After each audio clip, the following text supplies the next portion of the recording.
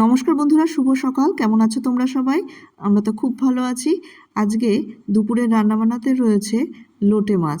লোটে মাছটাকে আমি ভালো করে কেটে ধুয়ে সামান্য পরিমাণ হলুদ, লবণ আর কর্নফ্লাওয়ার দিয়ে মাখিয়ে নিয়েছি। একটু ভেজে নেব, আমার হাজব্যান্ড নাহলে একটু আস্তে আস্তে গন্ধ লাগে বলে। আর এখানে কাঁচা পেঁয়াজ, আলু আর পটল কেটে নিয়েছি মাছে দেওয়ার জন্য। কড়াতে সাদা তেল দিয়ে দিয়েছি, তেলটা গরম হয়ে গেছে। এবার মাছের পিসগুলোকে আস্তে আস্তে করে ভেজে নেব। ভাজা হয়ে যাওয়ার পর কড়ার মধ্যে জিরে ফোড়ন দিয়ে নিয়েছি। এবার দিয়ে দেবো কুচনো পেঁয়াজগুলোকে। তারপর একে একে আলু আর পটলটাকেও এর সঙ্গে ভালো করে ভেজে নেব। আলু আর পটল পেঁয়াজ ভালো করে ভেজে নেওয়ার পর আগের থেকে তৈরি করে রাখা মশলা, আদা, জিরে, কাঁচা লঙ্কা, রসুন বাটা আর হলুদ, লবণ দিয়ে জল দিয়ে গুলিয়ে নিয়েছি।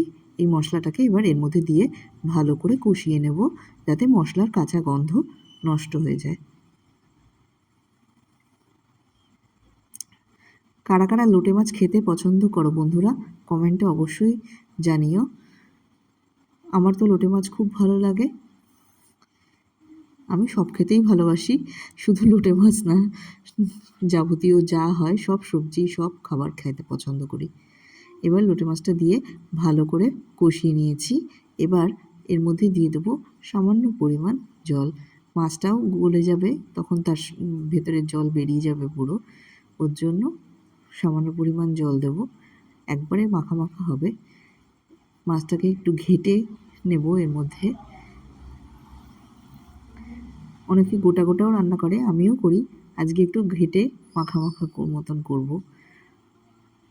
ধনেপাতা দিতে পারলে খুব ভালো হতো, ধনেপাতা নেই বাড়িতে, তাই দিতে পারিনি। তৈরি হয়ে গেছে লোটে মাছ।